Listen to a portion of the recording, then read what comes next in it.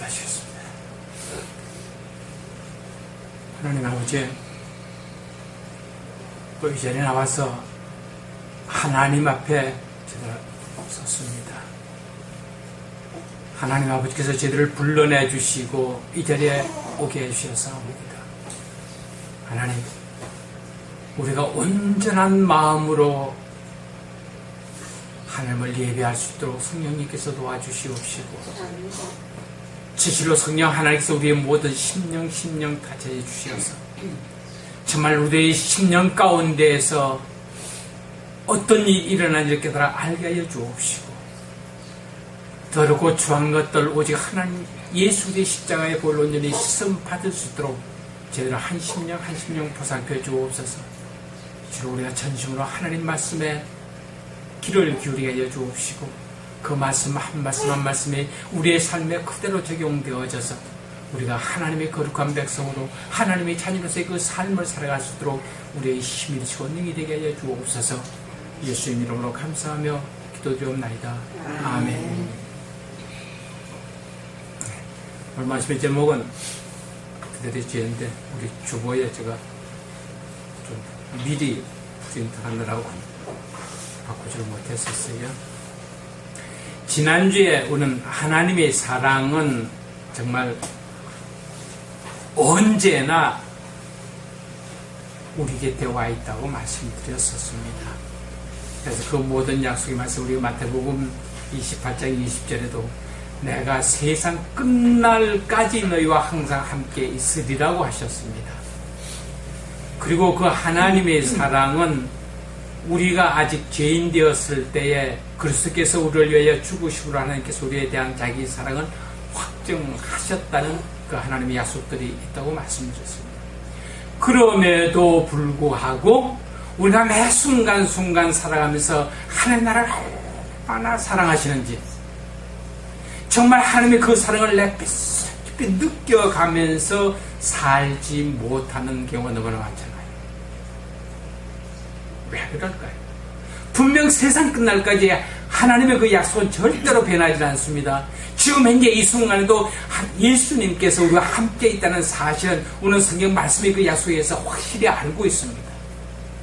그럼에도 불구하고 예수님이 내 옆에 계시고 나와 함께 계시고 나를 극진히 사랑해서 자기 목숨까지 버리시면서 나를 사랑해 주셨다고 약속하셨는데, 우리의 삶의 순간에는 왜 그 하나님의 사랑을 느끼지도 못하고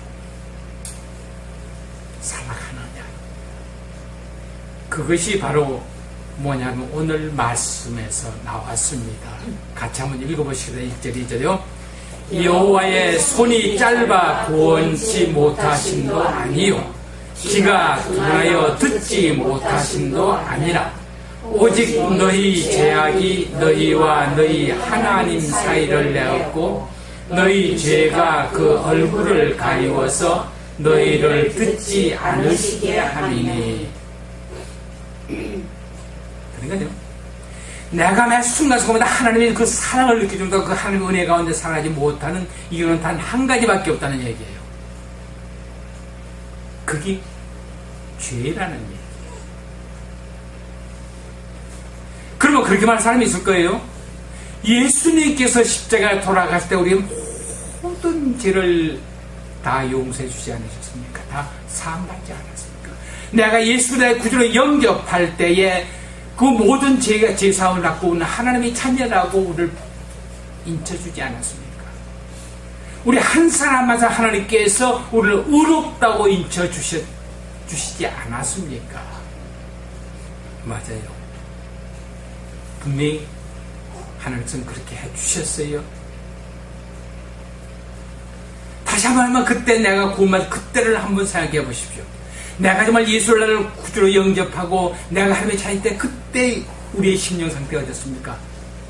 우리 마음 가운데 정말 우리가 교회 예배를 끝나고 바깥에 나갈 때 온 천지가 다 바뀌어진 것처럼 느끼지 않았습니까?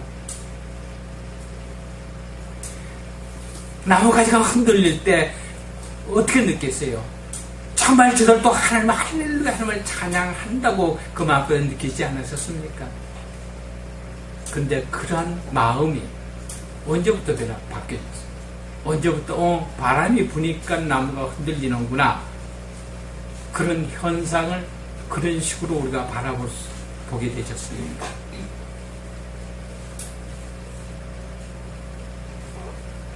분명히 그래요. 나뭇가지가 흔들리는 거 바람이 부니까 자연현상 나뭇가지가 흔들린다는 거 그거 틀린 거 아니거든. 우리가 이 세상을 살아갈 때 우리에게 부딪히는 그 모든 것들이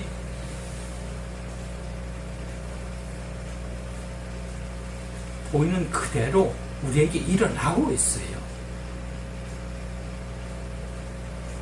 근데 그것들이 하나님의 은혜로 하나님의 사랑으로 느껴지지 않는 것은 내 마음에서 그러는 거거든. 언제나 그랬습니다. 하나님께서 원하시는 것은 뭐라고요? 우리 마음. 주께서 너희들이 상한 심령이라고 이렇게 표현하셨어요. 그건 뭐냐면 우리의 마음 가운데 있는 그 모든 더럽고 추한 것들 그대로 가지고 하나님께 나와서 하나님에게 깨끗하게 좀 정렬케 해주시라는 그 마음 가지고 하나님께 나오는 것. 그러한 심령으로 나오는 것이 상한 심령 그대로 우리 하나님께 나오는 거거든요. 하나님께서 우리의 마음이 상하고 마음이 여러 가지 붙어 있다는 것을 아시면서도 언제나 그걸 들고 나오기를, 그 마음의 주인은 사단도 아니고 하나님도 아니고 언제나 내 자신이라는 사실. 그 마음의 주인이 옛날에 즉 옛날에 예수 그리스도의 그를 영접하기 전에 예수의 나의 주인으로 섬기기 이전에 가지고 있던 그 자가 주인으로 타면은 이건 완전히 컴퓨터 바꾸면서 그 OS를 바꿔 치워버려야지, 옛날에 가지고 있던 프로그램을 그대로 가지고 있으면 아무리 법석 떨어도 소용없잖아요. 그러니까 오직 우리가 매 순간 살아가면서 하나님 그 사랑을 느끼지 못하고 하나님의 그 은혜가 살아가지 못하는 것은 하나님 앞에 우리가 하나님 사이에 있는 그 죄밖에 없어요. 그러면 보통 우리들 그러죠. 예수 안 믿는 사람들이죠. 당신 죄인이요. 그러면은 내가 무슨 죄지었는데. 왜냐면 우리들의 죄라는 개념이 뭔가를 이 법에 어긋나는 행위를 했을 때 그것이 죄라고 생각하거든요. 근데 하나님 볼 때는 그게 아니에요. 하나님 볼 때 우리 죄라고 하는 게 우리 마음 가운데에 하나님을 온전히 섬기고 하나님께 순종하고자 하는 그 마음이 아니면 다 죄예요. 그럼 우리가 매 순간순간마다 참말 나는 게 절대로 하나님께 온전히 순종하겠다는, 하나님께서 뭐라고 말씀하셔도 그 말씀대로 따라가겠다는 그런 마음의 자세가 되어 있지 않는 것은 그게 죄예요. 그래서 그리고 이 성경상에서는요, 뭐라 그래요? 우리 요한일서에 보면은 그렇습니다. 만약 우리가 죄가 없다면 스스로 세우고 또 진리가 우리 속에 있지 아니할 것이요. 만약 우리가 우리 죄를 자백하면 저는 미쁘시고 의로우사 우리 죄를 사하시며 모든 불의에서 우리를 깨끗게 하실 것이요. 그러니까 우리가 하나님 앞에서 내가 무슨 죄 지었는데요? 그게 아니고요. 다시 말씀드려서 우리 마음에 하나님의 말씀에 완전히 귀를 기울여서 그 말씀에 순종하겠다는 그 자세가 아니면은 그것이 죄라고 하니까. 근데요, 그 죄를 우리가 알고 있다고만 해서 그 죄가 없어지는 거 아니잖아요. 하나님은 언제나 뭐예요? 여기 2절 말씀에 우리의 죄를 자백하고, 우리 사도행전 2장에 보면은 그 이스라엘 백성들이 베드로의 그 설교를 듣고 나서 잘못했구나 깨달았어요. 그때 그들이 뭐라고 그랬어요? 그럼 어떡하면 좋지? 정말 이제 우리가 그 베드로의 설교 말씀 듣고 우리가 잘못한 건 알겠네. 어떡하면 좋지? 우리가 어찌할 거 아니까 베드로가 뭐라고 합니까? 베드로가 너희가 회개하여 각각 예수 그리스도의 이름으로 세례를 받고 제사함을 얻으라. 그러니까 뭐예요? 내가 죄를 깨달은 것만 가지고는 아니고요. 그 죄를 깨닫고 그 죄가 죄라는 것을 인정하고 하나님께 나와서 그것을 용서해 달라고 하나님께 회개하지 않으면 그 죄사함을 받지 못한다는 얘기예요. 예수가 이 세상 모든 일과 다 죄사함을 받을 수 있는 그런 십자가의 평로가 있지만은 자기들의 죄를 깨닫고 자기들의 죄를 인정하지 아니하고 자기들이 그것을 믿음으로 고백하지 않으면 저들과 상관이 없어요. 예수 믿는 우리도 마찬가지예요. 예수 믿고 구원 받아가지만은 정말 우리가 매 순간순간마다 하나님 말씀에 온전히 순종하겠다는 그런 자세로 살아가지 않은 그 모든 게 죄인데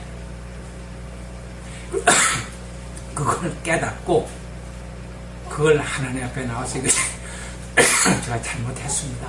나를 용서해 주십시오라고 자백하고 그게 돌아서겠다는 그 마음의 자세가 없으면 그 죄는 용서함 받지 못하는 거예요.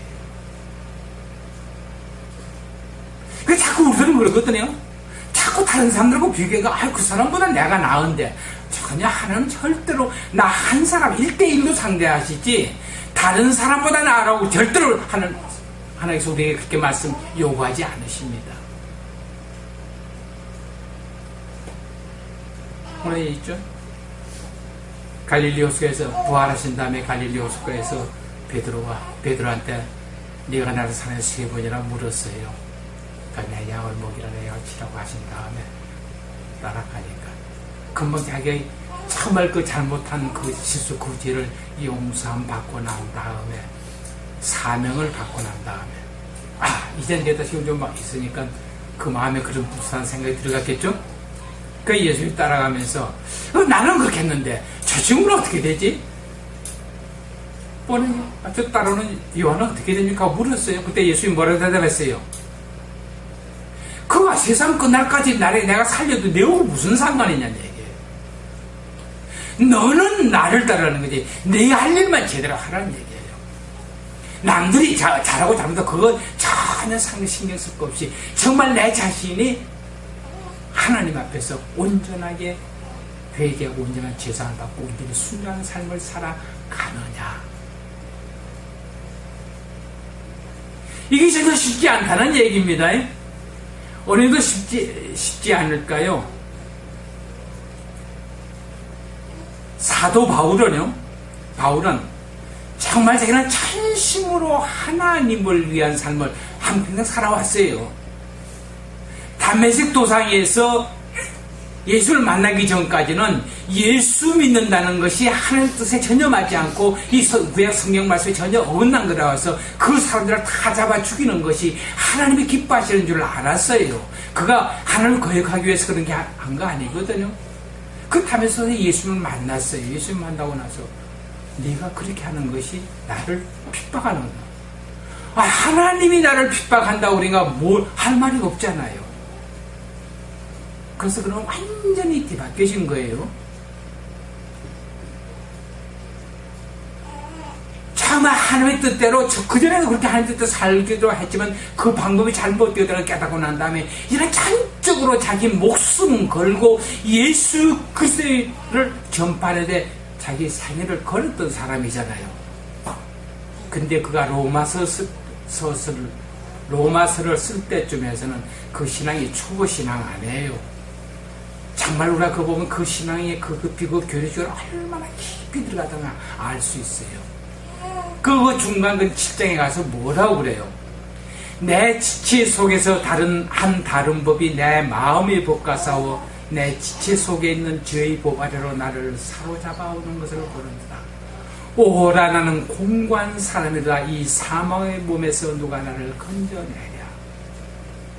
그 자기 목숨 걸고 예수 그들 따르며 온전히 순종하는 삶을 살겠다고 하는 그 사람도 시시때때로 자기 안에 다른 죄의 법이 있어. 그 법 아래로 자꾸 자기가 그게 뭐예요? 우리가 죄의 법 아래 끌려간다는 게 뭐예요? 한마디로 자기 육신 편한 대로 자기 육신이 즐거워하는 대로 그대로 따라가려고 하는 그 욕구가 그 안에서 그대로 요동치고 있다는 얘기예요. 사도 바울이 이랬을 텐데 우리 같은 범인이야 오죽하겠어요.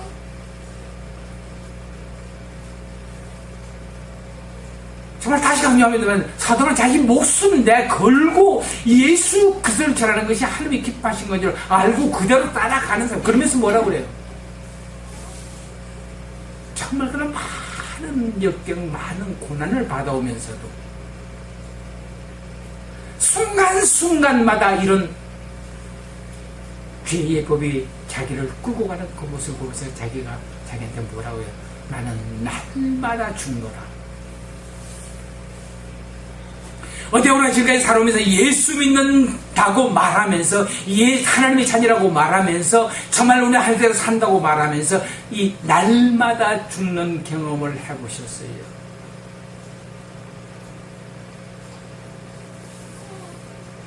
안 되죠?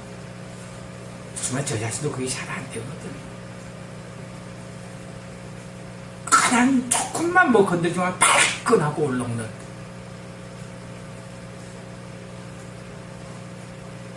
그러니까 우리가 예수 믿는다는 건요, 순간순간마다 내가 하나님의 말씀을 어떻게 얘기해서 하나님의 말씀을 어떻게 따라가느냐, 그거 체크하면서 살아가야 된다는 얘기예요. 근데 그게 우리 힘으로 우리 능으로 안 되고 하나님의 성령께서 내가 그 마음만 가지면은요, 우리는 딴 거 할 수 있는 거 없어요. 내가 정말 하나님의 말씀 온전히 순종하겠다는 그 철저한 그 마음, 하나님 우리 마음을 살펴하시니까 그 마음이 우리가 입에서 말하는 것이 이 마음에서 우러나오는 건지 아닌지 하나님 알고 계시잖아요. 하나님 믿습니다 하고 우리가 기도할 때 그렇게 한다고 해서 그 하나님 다 그 믿어주시는 거 아니잖아요. 그런 말 한마디 한마디가 정말 우리의 마음 가운데 전심으로 그리고 진심으로 그런 말이 흘러나오는지 하나님 그거 아시고, 우리가 정말 전심으로 우리가 진심으로 하나님 말씀 온전히 순종하겠다는 그 마음의 결단이 내려지면 내 안에 계신 그 하나님의 성령님께서 우리가 그 결단대로 따라갈 수 있도록 우리를 도와주시고,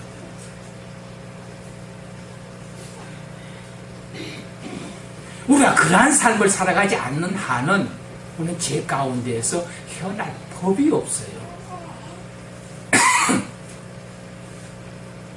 우리가 매순간마다 하나님 말씀을 읽고 그 말씀을 묵상하면서 그 말씀대로 어떻게 내가 이 말씀에 내 삶에 적용해서 내가 순종해 나갈 것인가 라는 것을 구하지 않으면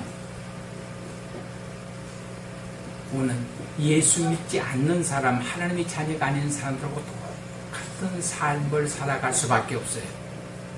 아니요, 어쩌면은요 더 이 양심이 더 낯이 더 두꺼워져가지고 난 용서받았어, 난 하나님의 자녀야, 하나님부터 용서 받았어 하면서 그 낯두껍게 자기 고집대로 그 아집을 그대로 나오면서 그냥 살아가는 거예요.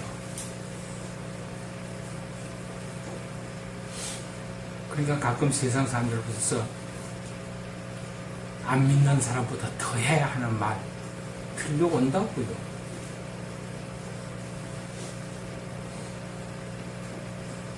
그러니까 누나 언제나 나를 살펴서 정말 하나님 그 말씀 가운데서 온전히 살아가려고 애를 써야 합니다. 어저께 이거 한번 읽어보실까요? 자세히 보아야 예쁘다, 오래 보아야 사랑스럽다, 너도 그렇다. 그냥 언뜻 한번 보고 지나갈 때 짧은 몇 마디가 참 시어라는 게 참 좋구나 하는 그 생각밖에 못했어요. 근데 그것이 계속 마음 가운데서 나오는 거예요. 그래서 아버지 무슨 말씀을 주시려고, 그러면서 마음 가운데서요 그 불꽃이, 그 환경이 굉장히 열악하잖아요. 불꽃이 피는 그 환경이 열악한데 거기에 차가운 거 하나 딱 피워놨어요. 다들 그냥 무심코 지나갑니다. 그러면 그것이 얼마나 이쁜지 모르는 거죠.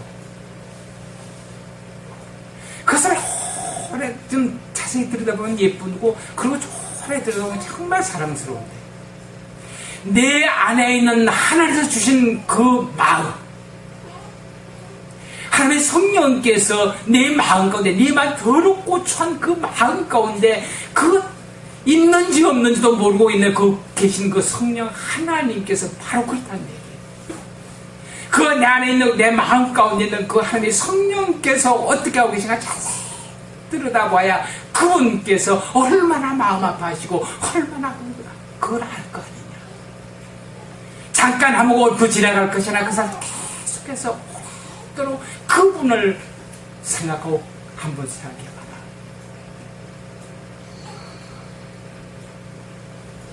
정말 그 말씀을 듣고 그 생각하니까 진짜 이 마음 가운데 계신 우리 성령님께서 내 마음 가운데서 정말 그 두대 그 잡초 가운데서 피어나니까 조그마한 들꽃처럼, 누구도 눈여겨보지 않는 그런 들꽃처럼 그렇게 내 마음 가운데서 그렇게 지내고 계신다는 것이 얼마나 마음 아픈지요.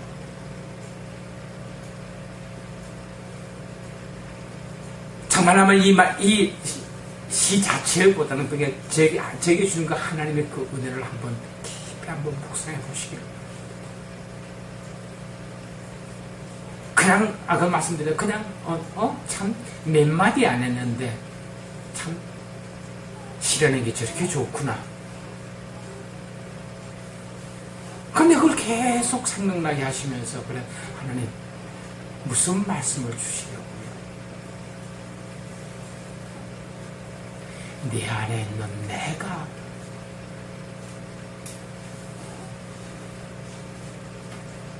그 불꽃 같은 존재가 되어 있구나. 천지 만물을 지신 창조주이신데요, 정말 만복을 이끌어내신 그 하나님이신데 말입니다. 이 들판에서 흔하게 피어나는 그 조그마한 풀꽃 같은 그런 신세로 내 마음에 계시는 그분이시라. 난 처음에 이 시를 위해서 제일 마지막 구절, 너도 그렇다는 것 때문에 처음에는 하나님께서 보시는 내가 그렇다는 생각으로 했었어요. 하나님께서 그래서 처음에는 나를 그렇게 보면 볼수록 나를 그렇게 이뻐하시고 나를 그렇게 사랑스러워 하시는구나 라는 걸로 해석을 하고 지나가는데, 계속 떠오르게 아버지 무슨 말씀?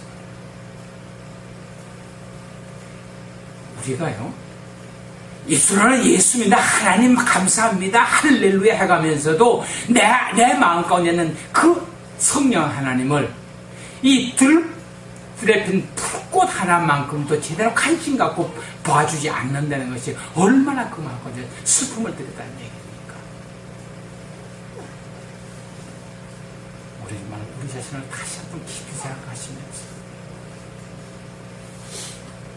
분명히 아마 이 시인이 이 시를 지었을 때는 그냥 붓고 그만 보고 했을 거예요. 근데 하나님은 그거 사용하셔서 내 마음 가운데 그렇게 은혜를 주신 하나님. 이게 만약에 다시 말씀드립니다. 우리가 날 순간순간마다 하나님의 은혜에 대해서 느끼지 않으면은, 하나님 나를 얼마나 사랑하시는지가 제대로 내가 느껴지지 않으면은요, 그 하나님과 나 사이에 죄가 있다는 사실을 인정하시기 바랍니다. 그리고 그 죄를 분명히 하나님께 자백하시기 바랍니다. 그리고 다시는 그러한 죄를 범지 않게 하나님께서 도와주십사고 간구하시는, 정말 구하는 우리 모두가 되어지기를 바랍니다.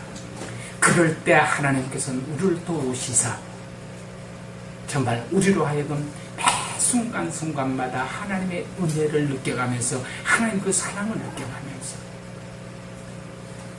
우리가 하나님께 얼마나 귀한 존재인지, 우리 한 사람 한 사람에게 하나님 아무런 목적 없이 우리를 불러내신 거 아니거든요. 그냥 예수 믿고 구원받고는 천국 와라, 그게 아니거든요. 하나님께서 무슨 일을 하실 수가 없어서 우리가 가진 어떤 무슨 재능이나 뭐 그런 것 때문에 우리를 불러내신 거 아니거든요.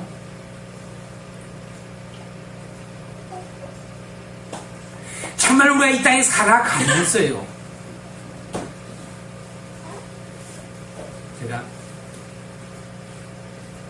월요일 아침에 잠이 깨서 4시에 일어났는데 4시 전에 잠이 깨서 가만히 좀 이 부자 안에서 생각을 했어요. 그래서 하나님, 정말 제가 하나님을 위해서 살아간다는 거 어떻게 하면 좋죠? 내가 하나님을 위해서 살아간다는 거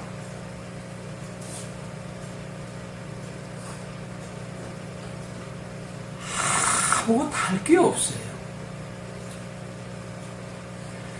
그래서 그러니까 내가 뭐가 있으면 하나님을 위해서 살아갈 수 있을까? 내가 돈이 좀 많으면 하나님 위해서 살아갈 수 있을까? 내가 나이가 좀 젊었더라면 정말 처음 하나님께서 부르실 때 20대 중반에서 한 나를 부르실 때 그때 내가 수녀가 나왔더라면 정말 내가 하나님 위해서 살아갈 수 있었을까? 그렇게 생각하다 보니까 그것도 아니더란 얘기예요. 정말 내가 하나님을 위해서 살아갈 수 있는 법은 전혀 없습니다. 그래서 하나님, 나이가 많다는 것도 핑계가 아니고 돈이 없다는 것도 핑계가 아니고요. 정말 내가 하나님을 위해서 살아갈 수 있는 방법은 전혀 없는데 어떻게 하면 좋죠?